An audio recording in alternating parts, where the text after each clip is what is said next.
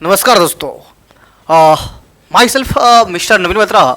Today I will discuss early medieval period के बारे में. आज हम जानेंगे कि सर अर्ली मेडिवल पीरियड में क्या क्या पढ़नी है, क्या बुक लिस्ट है, कौन से बुक को पढ़नी है, कब से कब ये चला है ना, इसमें हम लोग पढ़ेंगे. तो तुम ध्यान समझना है. छोटी इस वीडियो रहेंगी लेकिन आपके लिए इंपॉर्टेंट रहेंगी. मैं छोटे छोटे पार्ट को तोड़कर मैं वीडियो आपके लिए लाऊंगा और आप समझिएगा. मुझे जितना आएगा मैं आपको ज़रूर बताने की कोशिश करूंगा दोस्तों. चलिए हम बिना किसी देर कर इस वीडियो को स्टार्ट करते हैं. आप जितने बच्चे होंगे, चाहे कोई भी बड़े हो छोटे हो, आप इस चैनल को ज़रूर सब्सक्राइब करें ताकि मुझे मोटिवेशन मिले और मैं आपके लिए छोटे छोटे वीडियो आपके लिए बनाऊँ. यूपीएससी से रिलेटेड, बीपीएससी से रिलेटेड, प्योरली इंग्लिश मीडियम रहेंगे. ठीक है, चलिए हम शुरुआत करते हैं. सबसे पहले आप सही बच्चे यहाँ पे आप हेडिंग मार दें अर्ली मेडिवल पीरियड हिस्ट्री. सारे बच्चे आप हिस्ट्री किसके लिए, तो भाई सर यूपीएससी के लिए प्लस बीपीएससी के लिए, है ना. नवीन बत्रा. तो सबसे पहले ये हमारा कुछ फर्स्ट हमने आपको हेडिंग डाल दिया है यहाँ पे. आप ये देख सकते हो अर्ली मेडिवल. हम पढ़ेंगे अर्ली मेडिवल पीरियड के बारे में. हिस्ट्री को हमने बांटा है बहुत सारे पार्ट्स में, आना तो उसमें से एक यह पार्ट है अर्ली मेडिवल पीरियड. ये यूपीएससी बीपीएससी सारे ऑल कॉम्पिटिटिव एग्जाम के लिए हम पढ़ेंगे, है ना. चलो हम शुरुआत करते हैं. सर सबसे पहले आप हमें बताइए ये कहाँ से कब तक था, ये कब से कब तक चला. तो सर ये 750 से लेके 1885 तक चला. तो आराम से समझ चलना है हमें. ये कब से कब तक चला है दोस्तों, तो सर ये 750 से लेके 1885 तक चला है. आर्ट एंड कल्चर आर्किटेक्चर है, ये यहाँ से लेकर 1947 तक चला है, 1947. समझ में आया. तो आर्ट कल्चर है जो 1947 तक लास्टेड एंडेड हुआ है.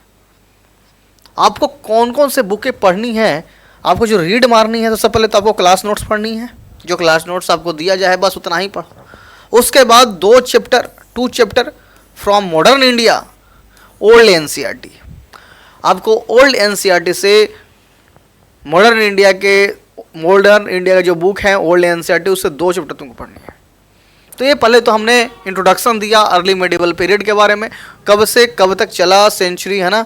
तो 750 सेंचुरी से लेकर 1885 तक चला. और अगर हम आर्ट एंड कल्चर के बारे में जाने तो 1947 तक चला.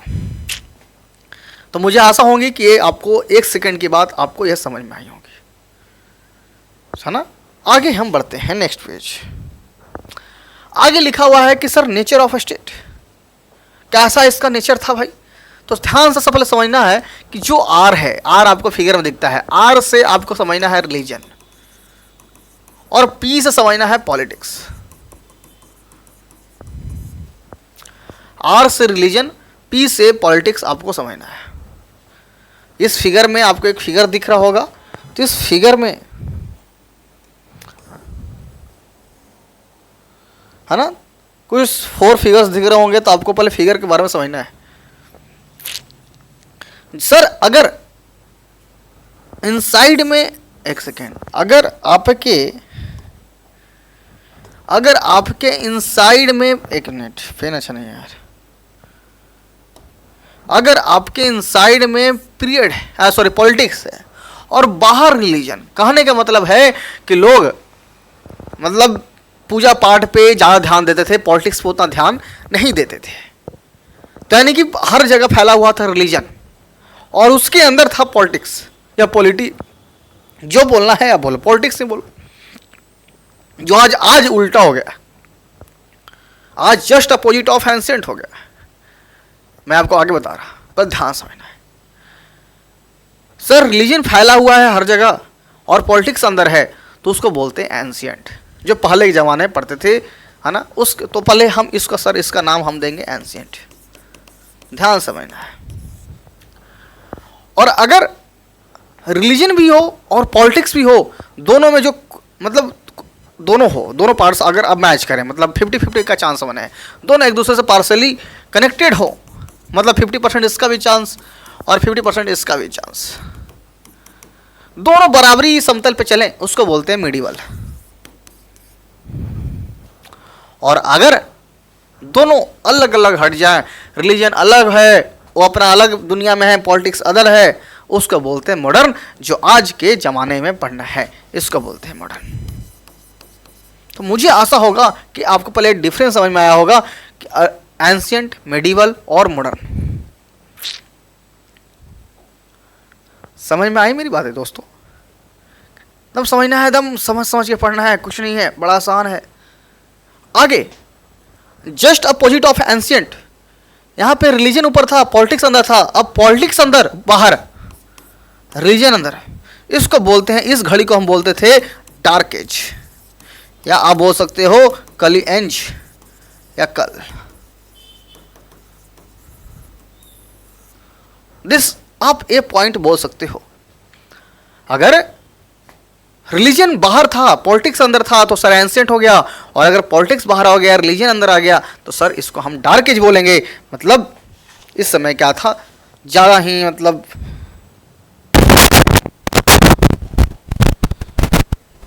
आ रही है,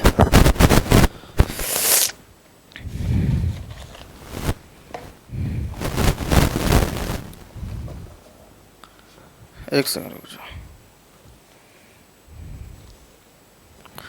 क्या आपको पॉइंट यह समझ में आया दोस्त? समझ में आई होंगी, मुझे आशा होगा कि मैंने आपको ठीक से समझाया। नेक्स्ट पेज हम बढ़ते हैं। इस पेज में बहुत लंबा चौड़ा है, ध्यान से समझना आपको। एक तरफ आपको लिखा है एंशिएंट, सेकंड तरफ लिखा है अर्ली मेडिवल, बीच में राजा है भाई, किंग है। तो दोनों घड़ियां में दिख नहीं रहा है, दोनों समय में कब किसका यूज होता था, हम उसके बारे में जानेंगे। एंशिएंट में क्या होता था, अर्ली मेडिवल में क्या होता था, ये राजा का कारनामा, उसके बारे में हम पढ़ेंगे। सर जो पहला नाम है हमारा एंशिएंट में, राजा धर्मा, ठीक है। एंशिएंट में हम क्या पढ़ेंगे, राजा धर्मा।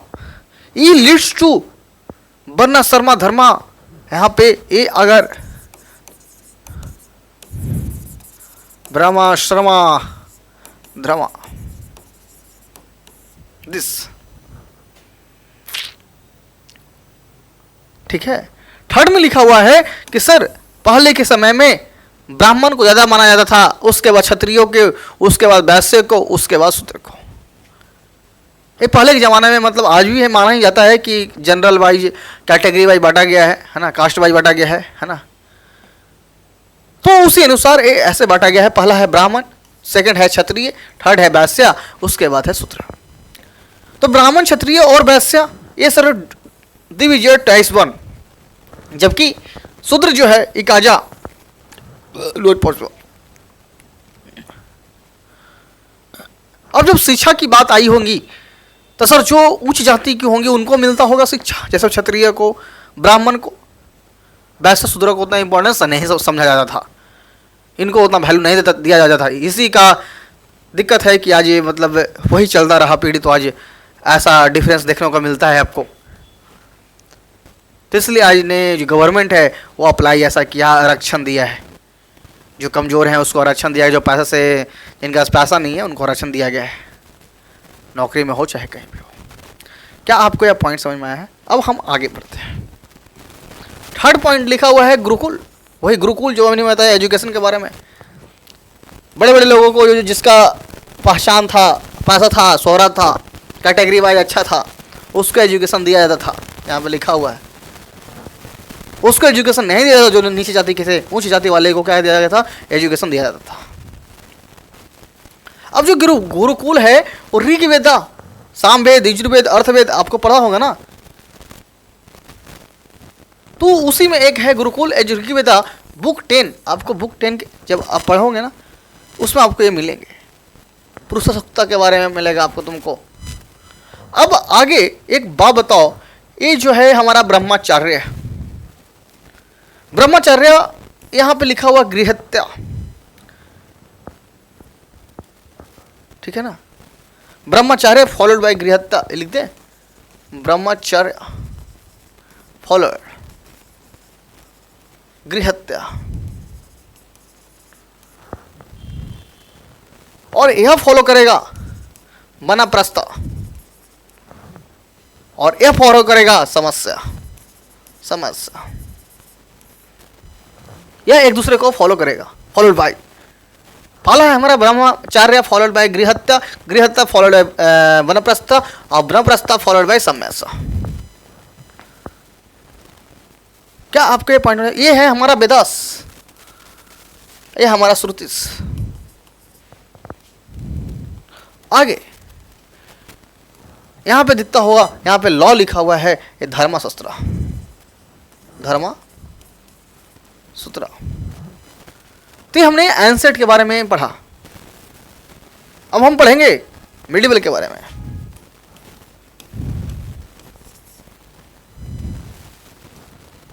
दिग्विजया धर्म विजया, ये लिखा हुआ है, इसका मतलब है धर्म विजया दिग्विजया। उल्टा मैंने बोल दिया, ये है दिग्विजया और ये है धर्म विजया। धर्म विजया फॉलोड बाय नीति पॉलिसी, है ना। नहीं दिख रहा है, दिख रहा है, हाँ। दिग्विजया लेट्स टू वर्ण संग्रह, ये इसका मतलब ये होता है कि यह कोई भी कास्ट से शादी कर सकता है, शादी करेगा। अनुलोमा प्रतिलोमा मैरिज, कोई भी कास्ट शादी, जो तुम्हें पसंद आ जाए उससे शादी कर लेना है। इसको हम बोलते हैं अनुलोमा प्रतिलोमा मैरिज। अनुलोमा प्रतिलोमा marriage by occupation by birth, जन्म के आधार पे उसको शादी की जाती थी। जैसे आज की मतलब उस कास्ट का है तो उससे शादी होगा, वो कास्ट से है वो शादी। उसमें समय क्या होता है कि कोई भी कास्ट से शादी, मतलब कोई मान लो कि कोई जनरल है, ओबीसी है, शादी कर ले, यही होता है कोई भी कास्ट शादी, है ना। अनुलोमा प्रतिलोमा बाई ऑक्यूपेशन बाई बर्थ, ठीक है ना। तो आप आज के ज़माने में है, पहले भी था लेकिन पहले तो भाई ज़्यादा दिखती थी उस समय, लेकिन आज के ज़माना भी वो वापस आ रही हैं कल्चर्स। कोई भी कास्ट से शादी कर ले रहा है लोग, बस अच्छी लगनी चाहिए, है ना। तो यही है अनुलोमा प्रतिलोमा मैरिज, मतलब वानप्रस्थ कोई भी कास्ट से शादी कर लेना। क्या आपको ये मेरी पॉइंट समझ में आया कि वानप्रस्थ लेट्स टू कोई भी कास्ट से शादी, अनदर मैरिज अनुलोमा प्रतिलोमा मैरिज, कोई भी कास्ट से शादी। जैसे मैं एक सेकेंड में आपको बताता, जैसे मैं आज के ज़माने में गुज्जर, राजपूत, ये सब जो क्लैंस है, जो हमारा 14 क्लैन थे, गुजर, राजपूत, जो और भी हैं कुछ, है ना, जो लड़ाई में बहुत आगे रहते थे, है ना। तो अब आप पूछ सकते हो कि सर राजपूत में कौन हाई कैटेगरी का होता था, कौन गुज्जर में लो कैटेगरी का होते थे, मेल या फीमेल। राजपूत में कौन ज़्यादा कैटेगरी होते थे, मेल या फीमेल, पहले ज़माने में जो होते थे, है ना। तो इसको आप सही से पढ़ना है तुमको, बड़ा आसान है, समझ के तुम पढ़ोगे तुमको ये पॉइंट समझ में आएगा। आज हम फिजिक्स से हट के पढ़ते हैं, आज हम डिस्कस करते हैं हिस्ट्री के बारे में। बड़ा आसान से, जितना भी मुझे समझ में आता है मैं आपको समझाने की प्रयास करूँगा, ठीक है दोस्तों। आगे लिखा हुआ है, यहां पे लिखा हुआ पुराना 18 स्मृतिस,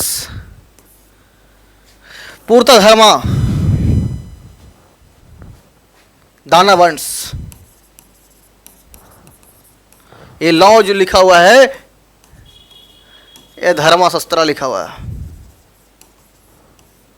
पूर्ता धर्मा first temple built in early medieval, जो पूर्ता धर्मा था अर्ली मिडिवल का पहला टेम्पल था भाई, याद रखना है तुम्हें ऑब्जेक्टिव में कि जो पूर्ता धर्मा था अर्ली मिडिवल का पहला मंदिर था भाई, पहला टेम्पल था।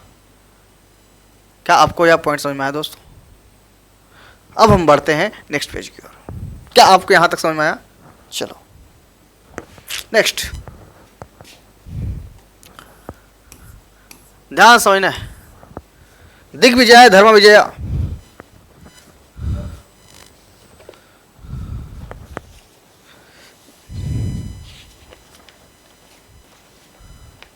कुछ नहीं है, आपको बस ये पॉइंट सही से इसको याद रखनी है और कुछ नहीं।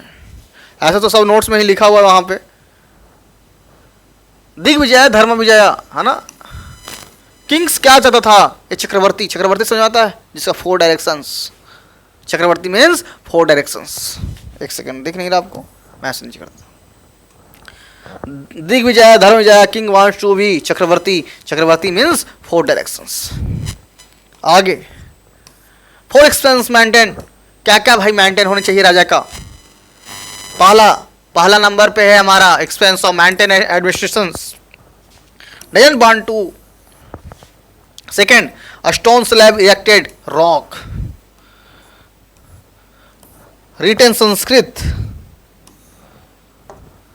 Sanskrit in justify political, Prashasti Allahabad Samudragupta, प्रशस्ति इलाहाबाद समुद्रगुप्ता। अब तुम्हें क्या क्या चाहिए एक राजा को, क्या क्या भाई उसको क्या क्या वो मतलब मेंटेन करवाता था।